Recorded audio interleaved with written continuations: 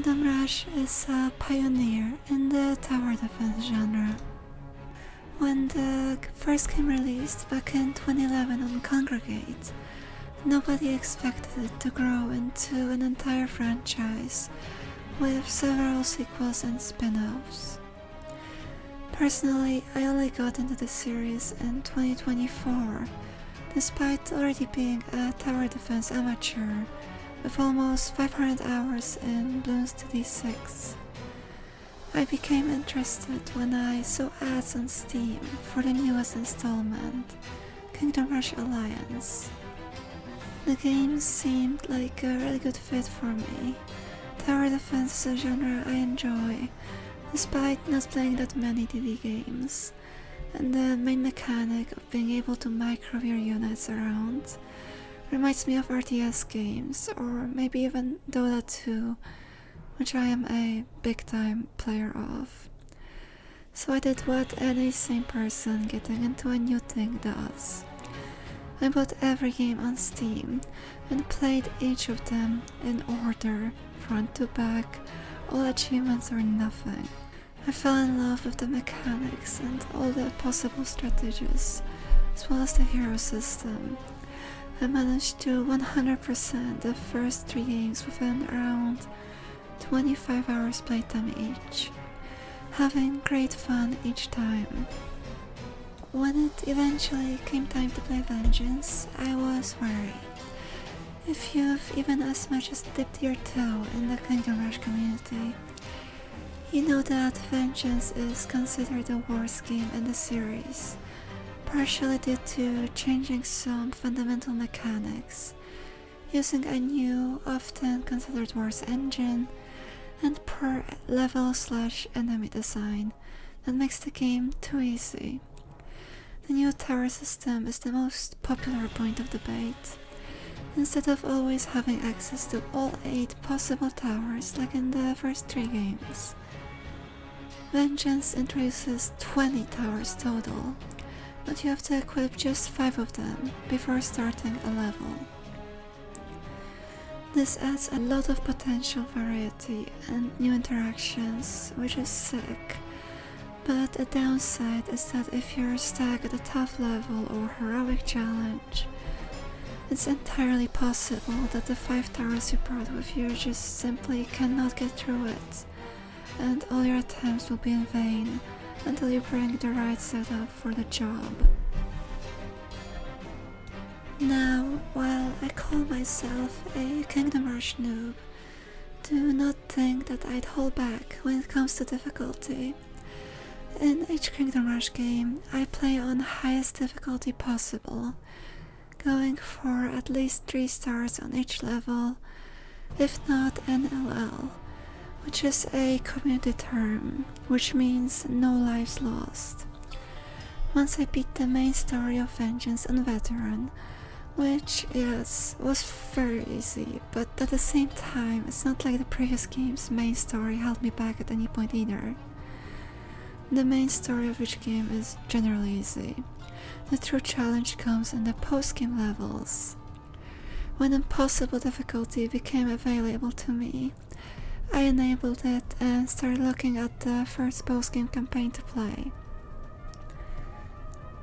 I quickly decided upon the underwater/Atlantis themed one, called Subaquatic Menace, for 2 simple reasons. First, I want to unlock the Deep Devil's Reef Tower, as it seems pretty cool, and second, since all levels in Vengeance are numbered, this mini-campaign is intended to be played immediately after the main campaign, as its first level is marked as the 17th one. The first 2 levels were rather easy.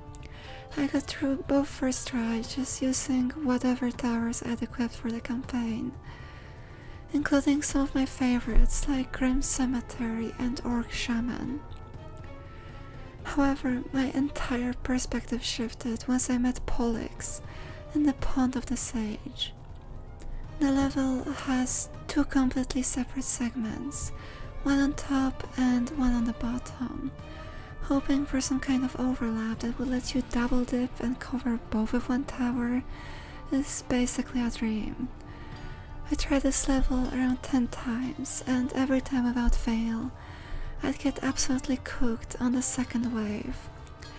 At the very start, wave 1, the bottom half sends these beefy crystal frog dudes. They have incredibly high physical armor, so bringing magic towers is mandatory.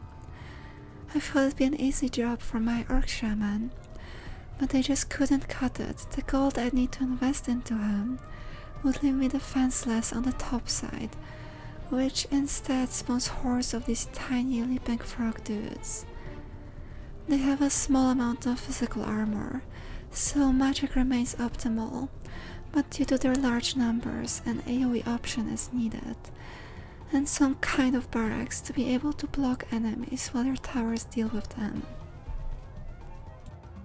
I immediately gravitated towards the newly unlocked Deep Devil's Reef. It's a magic shooting tower that also comes with 2 fishy dudes that act as blockers for it. Sadly, it wasn't enough by itself, getting easily overwhelmed by swarms of leapers which can kill your units extremely fast and efficiently. Wave 2 sends the thick wardens on both lanes, while also introducing a new enemy, the Infuser, who can use his magic to empower an ally unit. If they choose to do this on a warden, he will gain a shield that blocks a bunch of damage and can be reapplied constantly. This means that suddenly I now also need a powerful magic single target option on the top side as well as the bottom, or the shielded frogs will easily overwhelm me. After several failures with towers like Orc Shaman and War Zeppelin, I finally found the Holy Grail. The tower that covers every weakness and lets me get through wave 2 like it's nothing. And that tower is Wicked Sisters. Oh, wait. I literally just saw this TikTok tier list that says that tower is bottom 5 in the entire game. Pure garbage, F tier. How can it save you where others failed? Wicked Sisters is a magic tower that spawns a hag you can control, similar to barracks units. The tower itself does nothing, and the hag is the true source of damage. In the tower menu, you can switch between brewing a green or pink potion. While pink lets your hag stun enemies she hits, green is the real winner, as it applies a 2.4 second poison with each hit. And very importantly, poison in Kingdom Rush deals true damage, unaffected by neither armor nor magic resistance. This makes her excellent against slow, beefy enemies, as I can micro the hag to follow whoever has the most health to slowly poison them to death. Also, remember the Infuser guys? When they're not choosing to buff up the froggy beefcakes in front of them, they can cast their magic on these crystals in the middle of the map. When they do, one of your towers will become disabled for a bit of time, making you unable to interact with it, and the tower can't attack during that time either. Guess what? Since the Wicked Sisters tower only exists as a controller for the hag, it's completely unaffected. Sure, I can't micro or switch the potion around, but I've never used the pink one anyway, so the witch is free to shoot and poison everyone, business as usual. With the Sisters' power, I get through wave 2 without major hiccups, letting one guy get zapped by the coils. Wave 3 sends swarms of flying enemies your way, on top of the frogs we already know and love, which solidifies my next tower choice. Elite Harassers. It's a barracks type tower, but the units it summons can also wield a bow and shoot instead of just blocking through melee combat.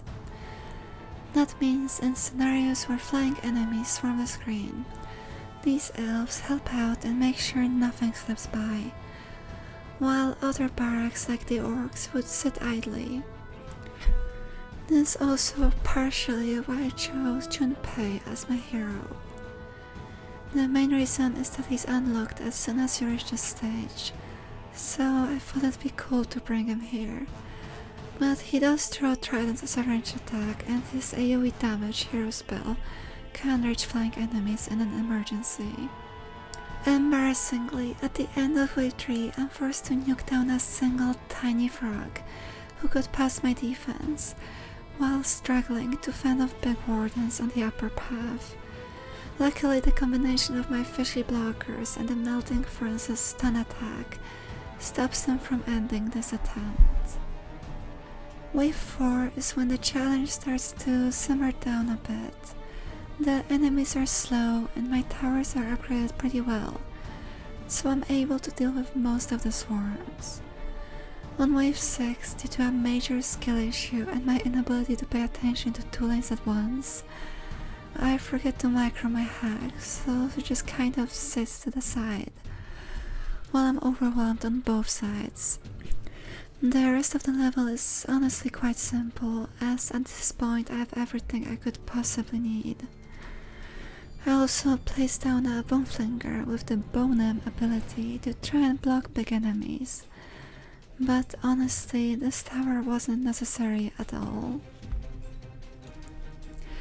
Pollux the Wise is disappointing. The boss has absolutely no special qualities at all. He doesn't even have any armor or magic resistance, and moves extremely slow. It's kind of crazy how a level that caused me so many issues trying to no lives lost in the first couple waves ends with such a boring boss. Eventually I get his health to 0, he disappears and leaves some gems behind, and that's it. My first Vengeance post-game campaign, finally beaten on impossible with my own strategy. And then I looked it up on YouTube, and the first result did it by spamming Infernal Mages and Shadow Archers. So what am I even doing?